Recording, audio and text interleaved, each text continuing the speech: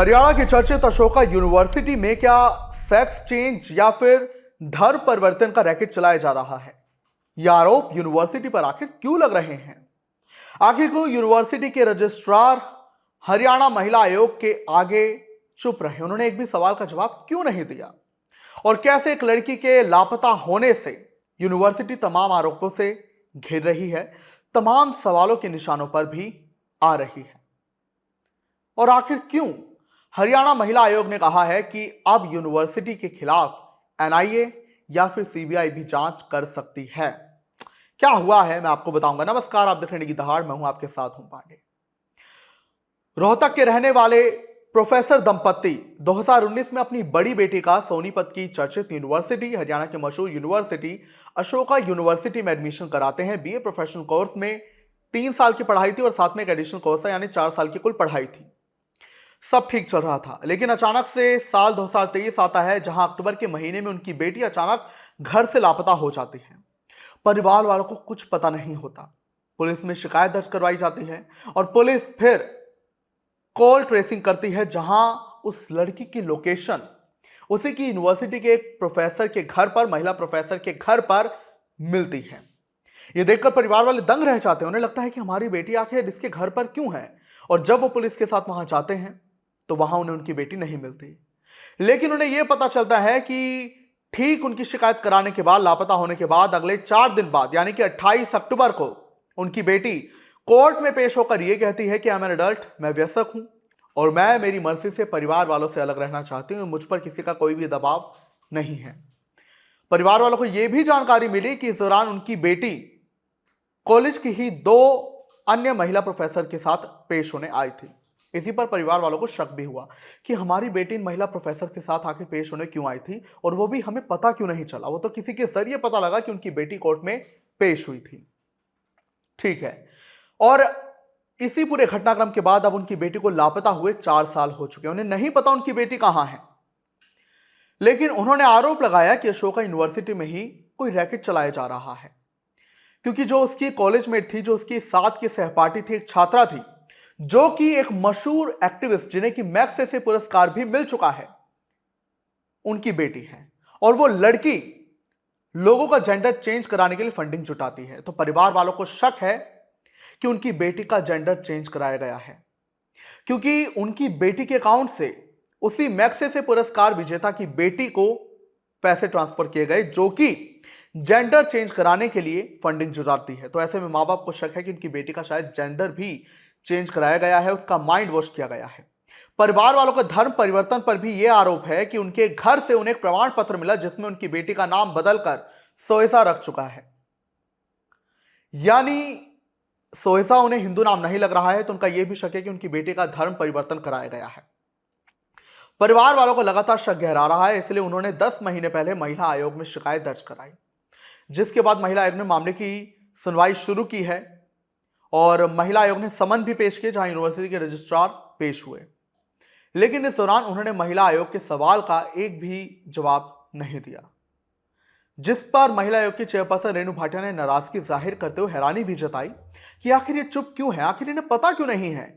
Fees जा रही है लड़की की, तो इन्हें पता क्यों नहीं है कि लड़की कहां है।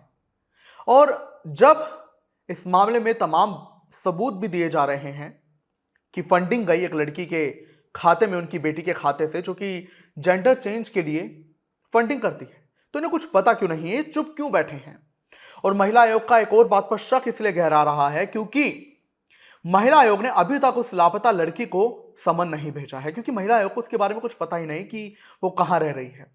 लेकिन बिना समन भेजे ही उस लड़की की वकील, जो कि हाई कोर्ट की एक वकील है, वो वहां पेश हुई बिना बुलाए। आमतौर पर वकील बिना बुलाए, बिना समन के पेश नहीं होते हैं, लेकिन उस लापता लड़की की वकील पेश हुई। इसी पर महिला आयोग ने यह कहा है कि जब हमने समन भेजा ही नहीं तो आप कैसे आ गई हैं।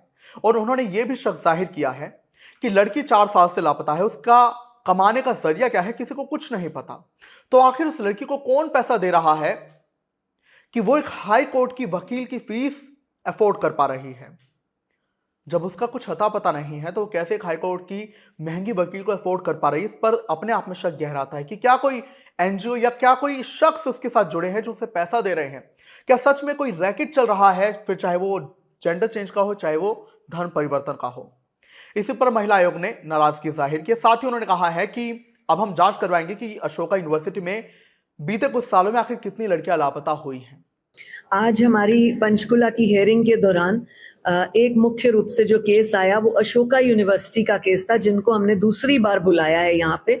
और अशोका यूनिवर्सिटी की एक XYZ शर्मा लड़की जो है वो मिसिंग है पिछले 2.5-3 साल से, जिसके पेरेंट्स ने हमें 8 महीने पहले कांटेक्ट किया और हमने उसकी खोजबीन अलग अलग तरीकों से, अलग अलग जगहों से, अलग अलग जो है चैनल्स के माध्यम से की, परंतु हमें लड़की का पता तो लग गया, लेकिन अशोका यूनिवर्सिटी उसके बारे में बोलने को तैयार नहीं कि वो लड़की जिंदा है, मर गई, कहाँ पर उसको यूज किया जा रहा है, कहीं उसको कोई गलत रास्तों में तो नहीं भेज दिया, कहीं वो हमारे देश के लिए कोई ऐसी जगह पर तो नहीं भेज दी गई जो खतरा हो उसके लिए भी और हमारे लिए भी, देश के लिए भी।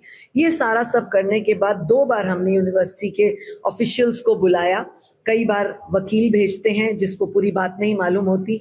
2 बार रजिस्ट्रार को हमने सम्मन किया, वो पहुंचा, लेकिन उससे आप लोग भी प्रश्न करिए, आप देखेंगे वो कहेगा मुझे कुछ नहीं पता। जिस रजिस्ट्रार को अपनी यूनिवर्सिटी के बच्चे का नहीं पता, वो कहाँ गायब है 2.5 साल से, वो क्या कर रहा है, वो पेरेंट्स से बोल रहा है, नहीं बोल रहा, और फीस लेते जा रहे हैं, ऑफिशियली अकाउंट से फीस जा रही है जिसकी पिछले 4 साल से।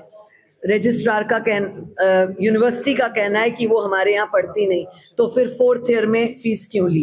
ये बहुत सारे प्रश्न हैं जो सोचने के हैं।